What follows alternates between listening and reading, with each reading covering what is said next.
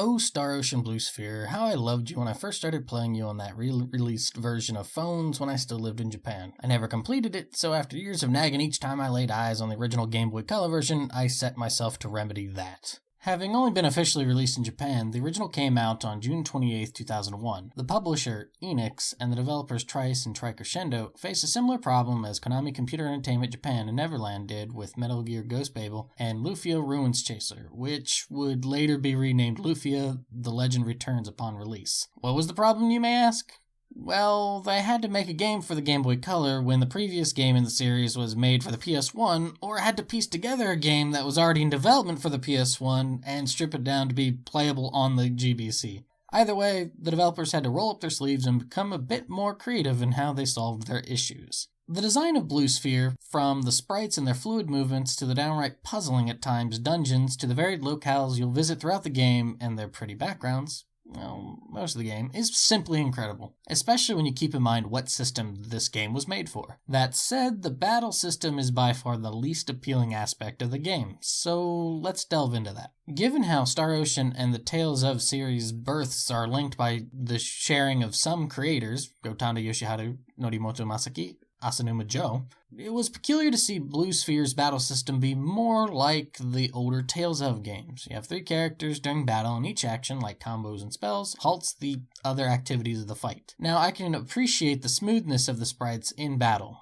The enemies in their larger proportions will come to be the devilish thing about this game, as being hit will stop any attack or charge up for a spell you're attempting to do. Couple this with teammate AI that you can scrape off the bottom of a mossy stone, you're left with a dastardly difficult game. It is important to note, if you do not learn how to perform combos by timed button presses while landing hits, you'll have a nigh impossible task if you want to beat this game. Seriously, the endgame normal enemies are infuriating to fight, and so is the final boss, who alternates multiple forms every 30 seconds or so in active battle. Also, spoiler alert, those forms, if you do not kill them in that time, fully regen and are back to full health the next time they come around, so combos are necessary, as magic, which may be a bit more useful than older Star Ocean games, is not going to save you, because if you try to do too many actions, you will be fatigued and become an open target for destruction. Have fun! From that great mess of frustration to a much lesser one, as impressed as I am with the dungeons and the areas, they are quite labyrinthine. To me, I like this, as it demonstrates the developers put time and effort into the design.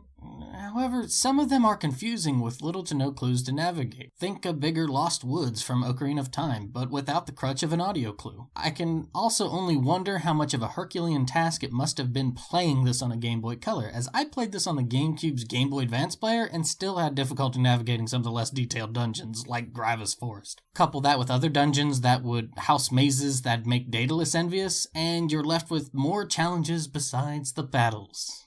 Now, to a more meaty aspect of the game, skills like cooking and machinery and a whole slew more are back and are the only way to level up characters' stats, which is nice because unused characters can be leveled up with ease by dumping skill points into them. Also of note, this game has field skills, so for example, Ashton can spit fire while Celine can, by the end of the game, teleport across the screen. That's right, some skills are only set for certain characters. Imagine playing a Zelda-like game where you have to whip across a ravine. Don't have Ernest in the party? Well, unless you can teleport or fly, you'll have to bring him along. While traveling back and forth to the party's base to switch party members is quick and easy to do, it does hamstring the party as some in-battle killer moves and spells are gained only by directly using that character, so you may find your party at 2/3 strength.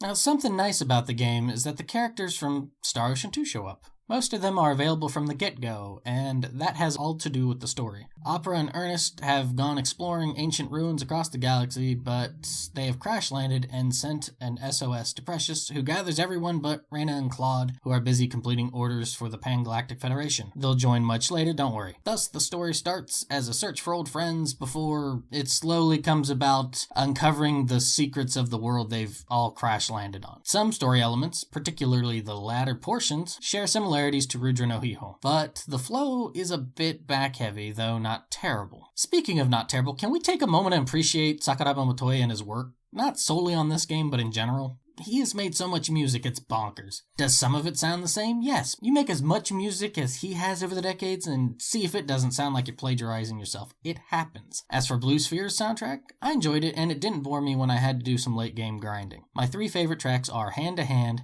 A Heavy Heart, and Forsaken Wastes. If I come off a bit grumpy about this game, I've done my job in conveying how I feel about it. I really enjoyed it out of the gate, but as I pushed towards the end game and side quests, my opinion soured. Is it terrible? No, it's well made and can be fun, but imagine being Sisyphus pushing that boulder up the hill only to watch it tumble down, cackling with mocking laughter. You begin to wonder what the hell you did to deserve such torment. That's how I felt. With that in mind, I wonder if that torment, coupled with a 2001 release on the Game Boy Color, is why the game was never officially released outside of Japan. Want a challenge and a dive back into the Star Ocean universe before Star Ocean 3's universal plot bomb exploded? Find a way to give it a go. However, it may be better to find a Let's Play and appreciate it from afar. Have you played this game? What are your thoughts? How about your favorite Star Ocean game? Comment below and let me know. Thanks for watching, and until we meet again, take it easy.